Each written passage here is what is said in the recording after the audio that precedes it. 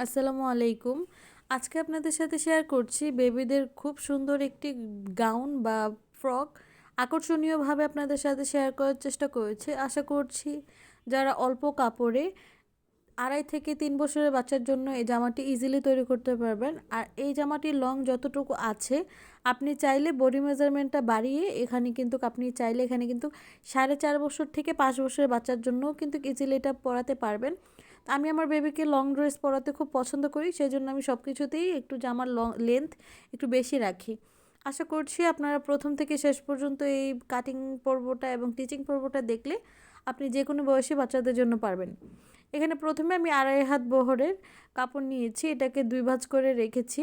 এখানে একটি পার্ট মানে একটি লং পার্ট আড়াই হাত বহর, তারপর এটাকে আমি 4 পার্ট করে এটাকে আমি 15 ইঞ্চিতে মাপ দিয়ে নিব।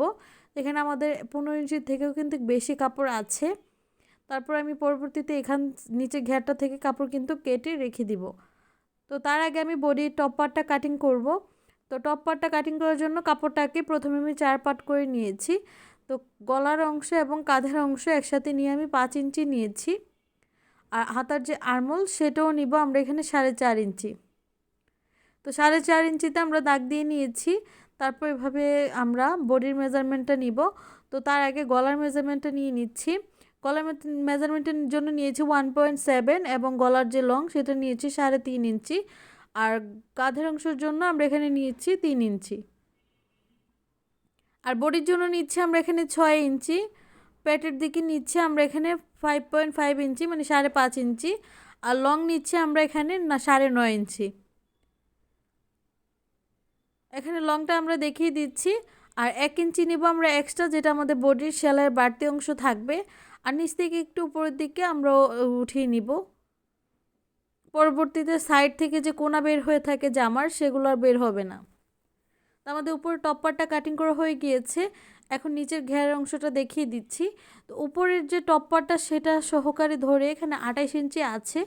তো আমাদের অতটুকু কাপড় প্রয়োজন নেই, পুরো লেন্থ জামাটার হবে 28 ইঞ্চি, যেহেতু নিচে আমরা ঝোড়া ব্যবহার করব যেই জামার টপ পার্টটার সাথে ম্যাচিং করে। তো নিচের যে প্রিন্টেড কাপড়টা সেটা নিব আমরা এখানে। যে সেলাইয়ের অংশটা কিন্তু আমরা অলরেডি ভিতরের দিকে নিয়ে রেখেছি। তো এভাবে হচ্ছে 22 ইঞ্চি। আর নিচের ঘেরের অংশটা এক কালারটা মানে প্রিন্টেড কাপড়টা নিচ্ছে এখানে 15 ইঞ্চি, নিচের যে এক কালারটা দিব সেটা আমরা দিব 5 ইঞ্চি। আশা করছি আপনারা বুঝতে পেরেছেন। এভাবে নিচের ঘেরের অংশটা আমরা দিব। তো তার আগে আমি আপনাদেরকে দেখিয়ে দিচ্ছি এক কালার কাপড়টা আমি কতটুকু নিচ্ছি। যেহেতু এখানে 2.5 হাত বহরের একটি পার্ট আছে, মানে 15 ইঞ্চিতে যতটুকু এখানে লং হবে মানে ঘেরটা হবে ততটুকুই নিয়েছি। এখন নিচের ঘেরের অংশের জন্য আমরা এখানে 1.5 অংশ মানে যে 2.5 হাত বহর, যেহেতু এখানে আমি নিব 2 হাত বহরের কাপড় 2 পার্ট।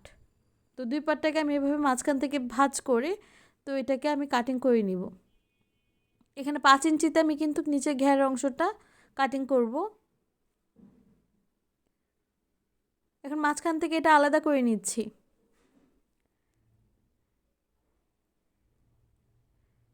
এই যে জামাটা এরকম হবে সেলাই করার পর। আর এখানে আমি প্রিন্টেড কাপড়টা থেকে আড়াআড়িভাবে কিছু কাপড় কেটে নিব। আর হাতের গলার অংশ থেকে এভাবে ধরে একটু নিচের দিকে দিয়ে দিচ্ছি। এটাতে আমরা ডিজাইন করব। তো আশা করছি আপনি আপনার পছন্দ অনুযায়ী এটা কাটিং করে নেবেন। এটাতে কোনো মেজারমেন্ট নেই, যেহেতু এখানে প্রিন্টেড কাপড় ইউজ করা হবে। তো সেই কারণে আমি এ সাইড থেকে গলাটা একটু কাটিং করে দিচ্ছি, না হলে পরবর্তীতে গলাটা আরেকটু ছড়িয়ে যেতে পারে বা বড় হয়ে যেতে পারে। বাজেভাবে কাপড় টান দিলে কিন্তু এভাবে বলবে। তো সেক্ষেত্রে আমাদের হাতার জন্য এবং জামার যে ডিজাইনটার জন্য তো এরকম বায়াজ কাপড়ই প্রয়োজন। তো এখান থেকে আমি কাপড়গুলো কাটিং করে নিব, এভাবে চিকন করে পাইপিনের মতো কাটিং করে নিব। মানে 1 ইঞ্চির মতো পাশ, তো ওইরকমভাবে আমি কাটিংটা করে নিয়েছি। এখন সেলাই পর্বতে চলে এসেছি।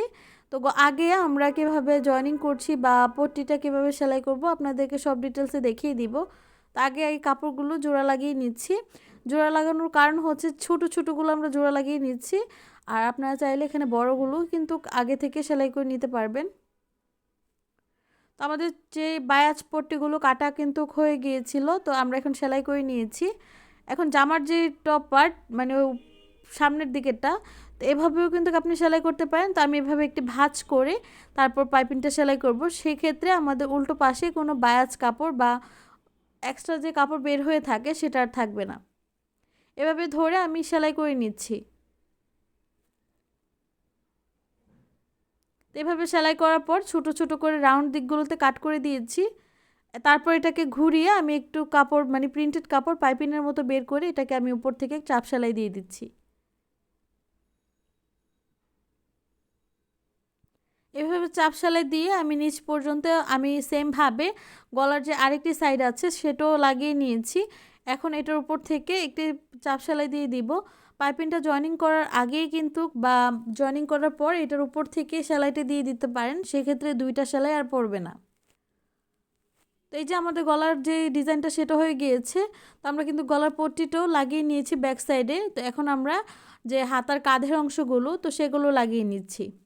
যেহেতু এখানে আমাদের যেহেতু হাতা জয়েনিং করা হবে না, তো সেক্ষেত্রে আমাদের হাতাতেও কিন্তু সেম পাইপিংই ব্যবহার করতে হবে। কাঁধের অংশের এই সাইডগুলোতে অবশ্যই ডাবল সেলাই দিয়ে আটকে দিবেন। এখন আমাদের যে আর্মল সাইডেও আমরা পাইপিং জয়েনিং করে নিব। কাপড়টাকে 2 ভাঁজ করে তারপর এভাবে কিন্তু ঘুরিয়ে ঘুরিয়ে আমরা সেলাইটা করে নিব আর্মলটাতে। আকর্ষণীয়ভাবে এই ড্রেসটি তৈরি করতে খুবই অল্প কাপড়ে আপনারা যে কোনো বয়সী বাচ্চাদের জন্য কিন্তু এই ড্রেসটা তৈরি করতে পারবেন। তো আমি এভাবে কিন্তু আরেকটি সাইডও কমপ্লিট করে নিয়েছি। এখন আমাদের নিচের যে ঘেরের অংশের জন্য কাপড়গুলোকে জয়েনিং করে নিচ্ছি। তো জয়েনিং করার আগে আমি সেলাই করে নিচ্ছি, আর আপনারা চাইলে কিন্তু আগে থেকেই জয়েনিং করে নিতে পারেন। একদম চিকন করে সেলাই করে নিয়েছি।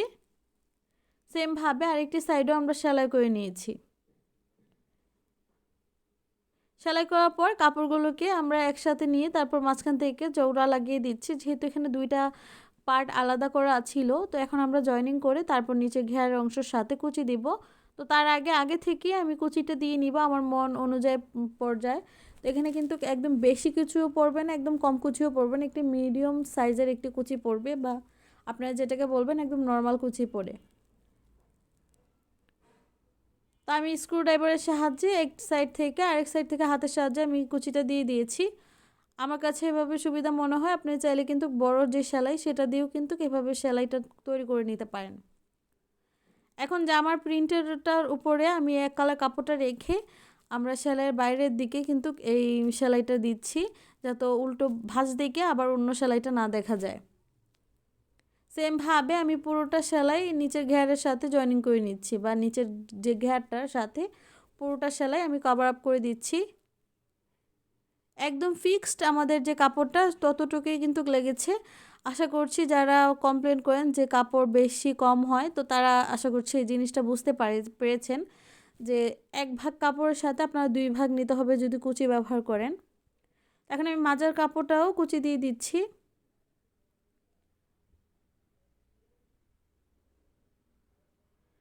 মাজার কাপড়টা আমরা কুচি দেওয়া কমপ্লিট হয়ে গিয়েছে।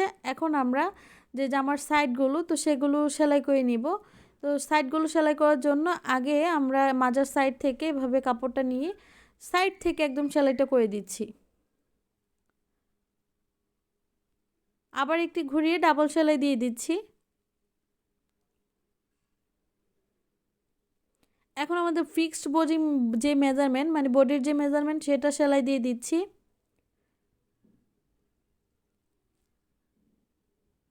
তো এই যে বডির আরেক সাইডও আমরা সেমভাবে সেলাই করে নিব। আপনাদের অনেকেরই প্রশ্ন ছিল যে আমি মাজার সাথে কিভাবে এভাবে সেলাই করার পর জয়েনিং করি। তো আজকে আপনাদেরকে একটু দেখিয়ে দিচ্ছি। তো এটা খুবই সহজ। ভাঁজ করে আপনারা যেই নিচের ঘেরের অংশটা সেটা উল্টোই থাকবে, মানে ভিতরের দিকে ভাঁজটা থাকবে। তো এই যে আমি মাজার কাপড়টার মাপ নিয়ে কিন্তু এখানে আরেকটি সেলাই দিয়ে দিচ্ছি। এখন আমরা বডির যে টপ পার্টটা সেটা ভাঁজ করে নিব। ভাঁজ করে তারপর আমাদের যেই মাজার কাপড়টার ভিতরে এটা আমরা এভাবে ডাউন করে ঢুকিয়ে দিব। তো ঢোকানোর পর আমরা ওইটার মাঝার সাইডে কিন্তু ঘুরিয়ে ঘুরিয়ে সেলাইটা করব, মানে সেলাইয়ের যে সাইডগুলো সেগুলো যত ওই সাইড ফাড়ার অংশের সাথেই থাকে, এই যে সাইড ফাড়ার অংশের সাথে মিলিয়ে কিন্তু এখন আমরা ডাবল সেলাই দিয়ে আটকে দিব।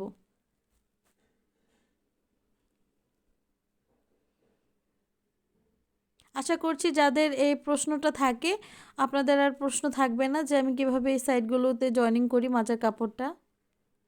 এক একজনের সেলাইয়ের ধরন এক এক রকম, তা আপনাদের সাথে আমি সবসময় সহজ নিয়মে সেলাই শেয়ার করার চেষ্টা করি, আপনাদের সাথে সবসময় চেষ্টা করি।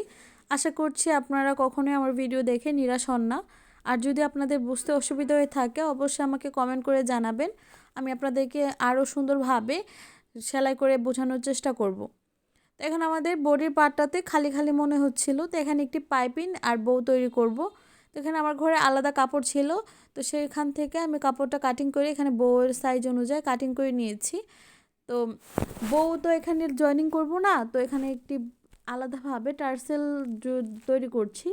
আর এখানে আমি চিকন করে পাইপিং সেলাই করে নিয়েছি। তো এখানে আজকে একটি নতুন অভিজ্ঞতা হলো, সুইয়ের সাহায্যে কিন্তু আমি চিকন পাইপিংটা তৈরি করেছি। যারা প্রথম প্রথম করবেন তো তাদের জন্য একটু অসুবিধা হতে পারে। এখানে আমি বউটা তৈরি করে নিয়েছি। তো সেমভাবে আমি কিন্তু দুইটা বউ সেলাই করে নিব। টার্সেলটার যেহেতু আমাদের যে কাপড়টাতে মাঝখানে যে ফিতার সাইডটা, তো বডির ফিতার সাইডটাতে কিন্তু আমরা এই টার্সেলগুলো জয়েনিং করব। মাঝখান থেকে সেলাই করে আমি যে ফিতাগুলো আটকে দিয়েছি।